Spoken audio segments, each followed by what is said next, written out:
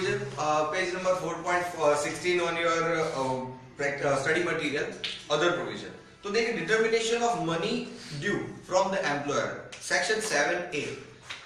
So this section of the act gives power, underline कर दीजिए, power to authorities mentioned therein, central provident fund commissioner or additional commissioner, deputy commissioner, regional commissioner, assistant commissioner, underline कर दीजिए, to decide के ऊपर round करिए, to decide. इनका power किस चीज के लिए है ये हमने सोचना है, to decide dispute regarding applicability of this act to an establishment and determine the amount due from employer under the provision of the act and scheme, involves the decision on various points of the quasi judicial nature.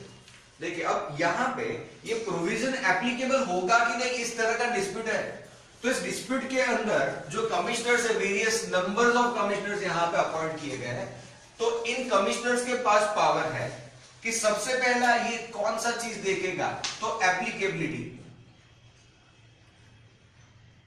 और दूसरा point होगा कि amount payable by employer. तो employer का liability क्या बनता है ये देखना है, और दूसरी चीज आपको क्या देखनी है, that is whether the act is actually applicable to that particular establishment और नॉट।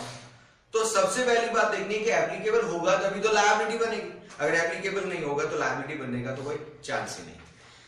तो देखिए इसके केसेस में this involves decision on various points. तो first one, amount due as contribution, the date from which the same is due, the administrative charges, amount to be transferred under sections 15 and 17 of the act, any other charges payable by the employer under the act. And ये पांच चीजों के लिए इनको authority है कि act applicable है कि नहीं, कितनी अमाउंट पेएबल है, उस अमाउंट को पे करने की ड्यू डेट क्या है, उस ड्यू डेट से कितने डेट तक इन्होंने डिफॉल्ट किया है, राइट। तो आगे देखिए second point, the authorities have been power to conduct, इसके ऊपर आउट कर दीजिए, टू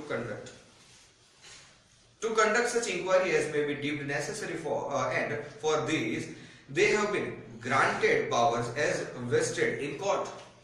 तो कोर्ट के पास जो पावर्स है वैसे ही पावर्स इनके पास है to conduct the inquiry. Next, an order must not be made unless employer concerned is given a reasonable opportunity of representing his case. Most important is before giving any hearing to the employer they cannot pass any single order। यानी कि अगर इन्होंने ऐसा कोई order pass कर दिया, x party order जिसे हम बोलते हैं, कि without discussing matter with the employer, concern employer, in that case that order is null and void. That means यहाँ पे नेचुरल जस्टिस को आपको पूरी तरह से निभाना है, और जो कोई भी एम्प्लॉयर को आप डिफॉल्टर कंसीडर करना चाहते हो, उसके पास से कोई अमाउंट रिकवर करना चाहते हो, उसके ऊपर कोई लायबिलिटी फिक्स करना चाहते हो, तो you must have to provide reasonable opportunity, right. आगे देखिए point number 4, where the employer or employee or any other person required to attend the inquiry, underline कर दीजिए, required to attend inquiry under subsection 1 fails to attend such inquiry without assigning any valid reason or fails to produce any document or to file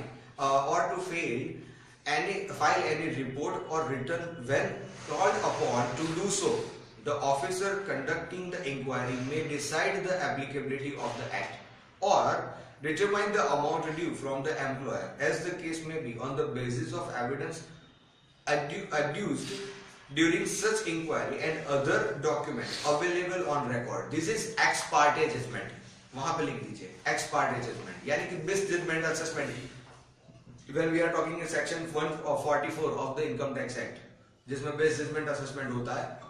हालांकि IPCC case में ये applicable नहीं है, final के case में है। तो यहाँ पे आपको बेस्ट जजमेंट, आपको ये लिख देना है best judgement according to his best judgement. बात क्या है, केस क्या है, समझिए पहले इस केस की सेंसिटिविटी को।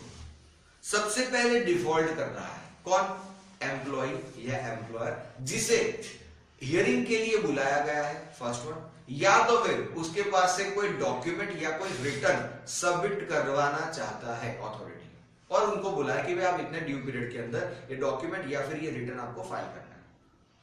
यहां पे ना तो वो एम्प्लॉयर हाजिर हो रहा है हियरिंग के लिए, ना तो वो एम्प्लॉय हाजिर हो रहा है हियरिंग के लिए, दूसरी बात ना तो वो डॉक्यूमेंट या रिटर्न फाइल कर रहा है।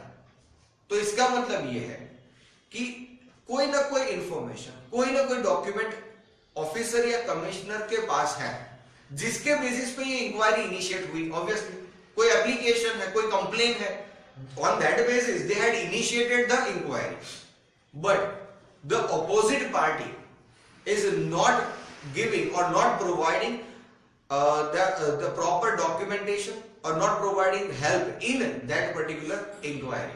तो क्या करना चाहिए? क्या उसके पैर पकड़ लेने चाहिए कि भाई तू यार क्यों भेजना नहीं, मेरे को आगे प्रोसीडिंग करना है या नहीं करना? अथॉरिटी के पास पावर है कि यहाँ पे अगर वो कोऑर्डिनेट नहीं करता है तो जो भी डॉक्यूमेंट अथॉरिटी के पास होंगे, on those documents, on the basis of those documents, they can pass on an order। देखिए आगे फिर से मैं वही पॉइंट नंबर 4 पढ़ रहा हूं, वेयर एम्प्लॉयर, एम्प्लॉय और अदर पर्सन। देखिए ये तीन बंदे यहां पे ले लिए, एम्प्लॉयर, एम्प्लॉय और other person, required to attend the inquiry under subsection 1। यानी कि इनको बोला है कि इंक्वायरी है, आपको अटेंड करना है, आपको ऑफिस पे आना है।